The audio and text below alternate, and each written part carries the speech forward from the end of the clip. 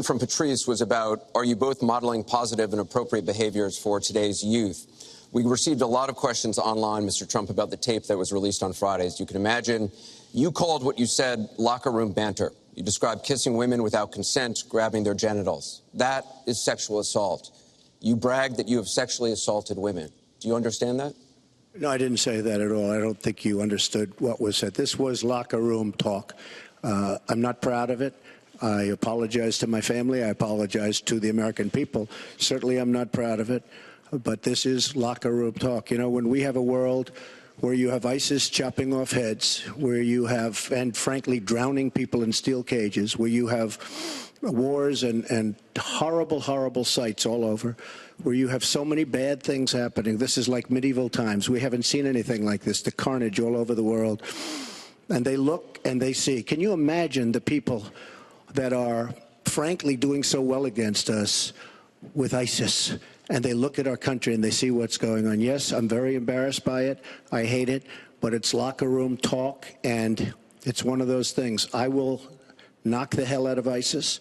We're going to defeat ISIS. ISIS happened a number of years ago in a vacuum that was left because of bad judgment. And I will tell you, I will take care of ISIS. So, Mr. Trump, we should get on to much more important things and much bigger things. Just for the record, though, are you saying that what you said on that bus 11 years ago, that you did not actually kiss women without consent or grope women without consent? I have great respect for women.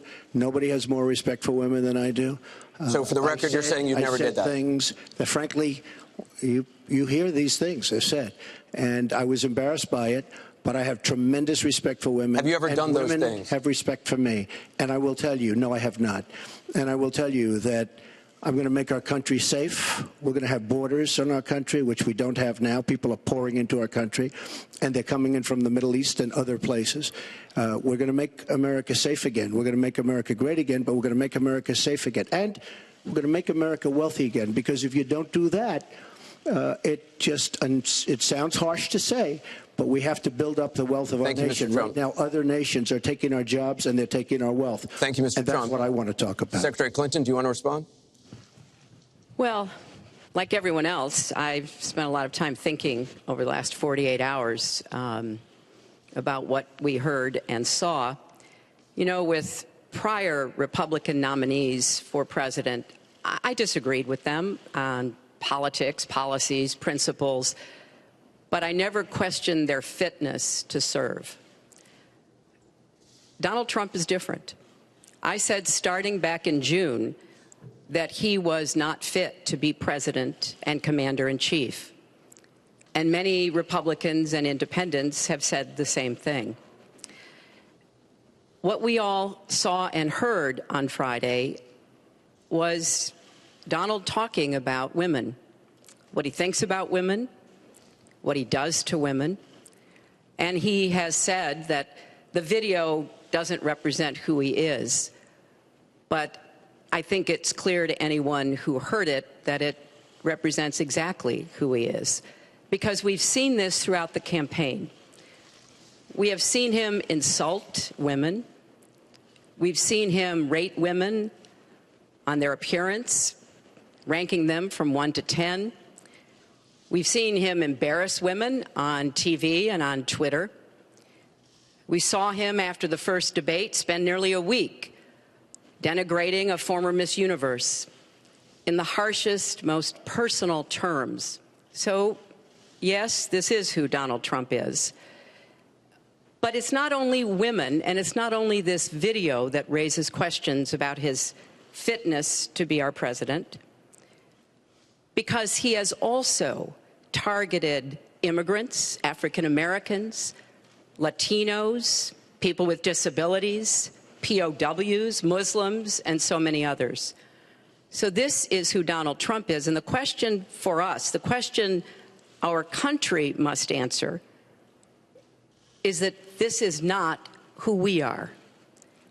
That's why, to go back to your question, I want to send a message, we all should, to every boy and girl, and indeed to the entire world, that America already is great, but we are great because we are good. And we will respect one another, and we will work with one another, and we will celebrate our diversity. These are very important values to me because this is the America that I know and love. And I can pledge to you tonight that this is the America that I will serve if I'm so fortunate enough to become your president. And we want to get to some questions Well, am I from allowed to online. respond to that?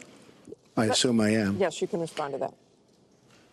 It's just words, folks. It's just words. Those words, I've been hearing them for many years. I heard them when they were running for the Senate in New York, where Hillary was going to bring back jobs to upstate New York, and she failed. I've heard them where Hillary is constantly talking about the inner cities of our country, which are a disaster, education-wise, job-wise, safety-wise, in every way possible. I'm going to help the African Americans. I'm going to help the Latinos, Hispanics.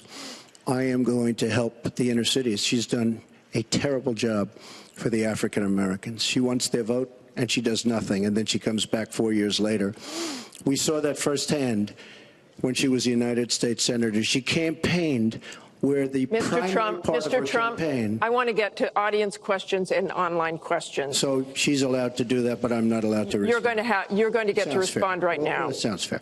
This tape is generating intense interest. In just 48 hours, it's become the single most talked about story of the entire 2016 election on Facebook, with millions and millions of people discussing it on the social network. As we said a moment ago, we do want to bring in questions from voters around the country via social media, and our first stays on this topic.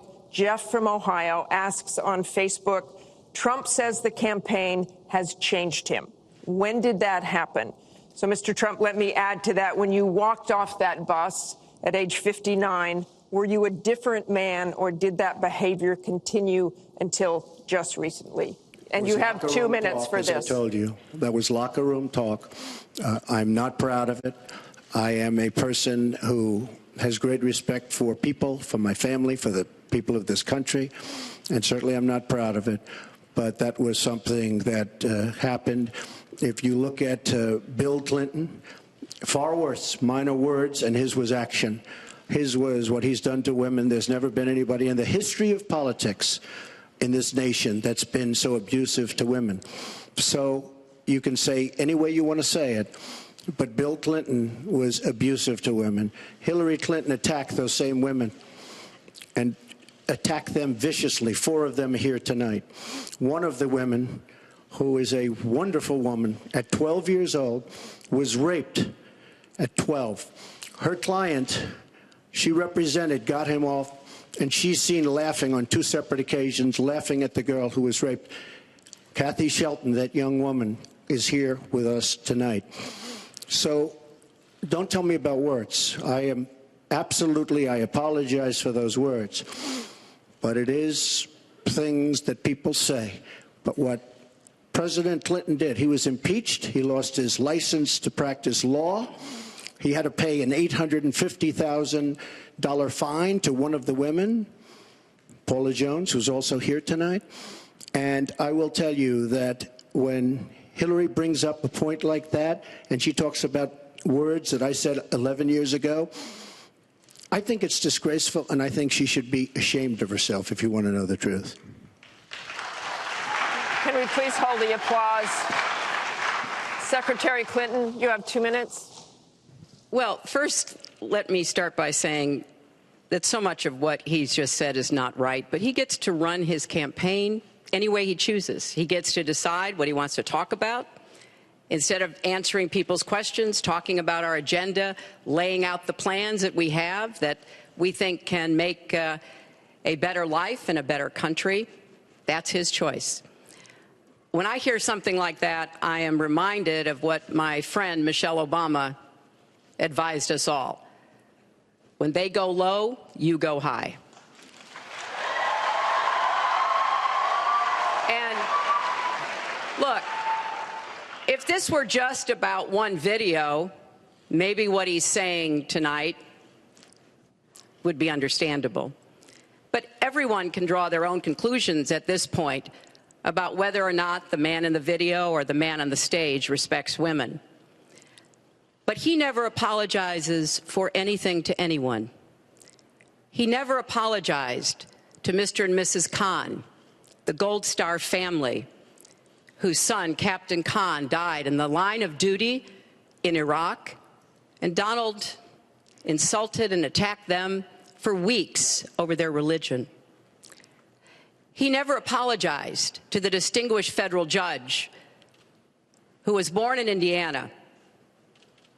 But Donald said he couldn't be trusted to be a judge because his parents were, quote, Mexican.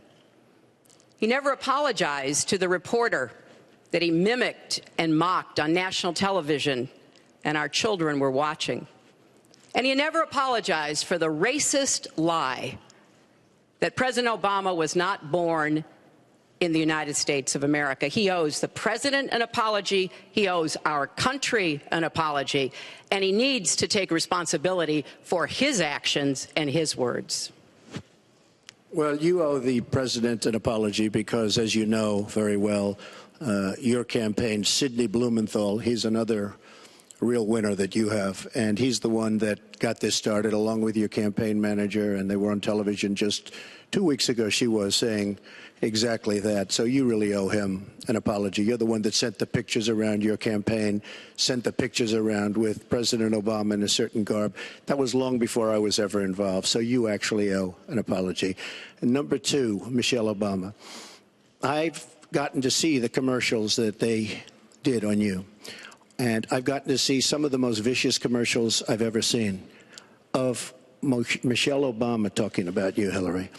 So you talk about friend. Go back and take a look at those commercials. A race where you lost, fair and square, unlike the Bernie Sanders race where you won, but not fair and square, in my opinion. And all you have to do is take a look at WikiLeaks and just see what they said about Bernie Sanders and see what Deborah Wasserman Schultz had in mind, because Bernie Sanders, between superdelegates and Deborah Wasserman Schultz, he never had a chance. And I was so surprised to see him sign on with the devil. But when you talk about apology, I think the one that you should really be apologizing for, and the thing that you should be apologizing for, are the 33,000 emails that you deleted and that you acid washed. And then the 2 boxes of emails and other things last week that were taken from an office and are now missing. And I'll tell you what, I didn't think I'd say this, but I'm going to say it. And I hate to say it. But if I win, I am going to instruct my Attorney General to get a special prosecutor to look into your situation, because there has never been so many lies, so much deception. There has never been anything like it. And we're going to have a special prosecutor. When I speak, I go out and speak. The people of this country are furious. In my opinion, the people that have been long-term workers at the FBI are furious. There has never been anything like this, where emails and you get a subpoena, and after getting the subpoena, you delete 33,000 emails. And then you acid wash them, or bleach them, as you would say, a very expensive process. So we're going to get a special prosecutor, and we're going to look into it, because you know what? People have been, their lives have been destroyed for doing 1/5 of what you've done. And it's a disgrace. And honestly, you ought to be ashamed of yourself. Secretary Clinton, I want to follow up on that. I'm going to let you talk about emails. Because everything he just said is absolutely false, but I'm not surprised. Really? In the first debate, and the audience needs to calm down here. I told people that it would be impossible to be fact-checking Donald all the time. I'd never get to talk about anything I want to do and how we're going to really make lives better for people. So once again, go to HillaryClinton.com. We have literally Trump. You can fact check him in real time. Last time at the first debate, we had millions of people fact-checking, so I expect we'll have millions more fact-checking because, you know, it's just awfully good that someone with the temperament of Donald Trump is not in charge of the law in our country. Yeah, because you'd be in jail. Secretary Clinton.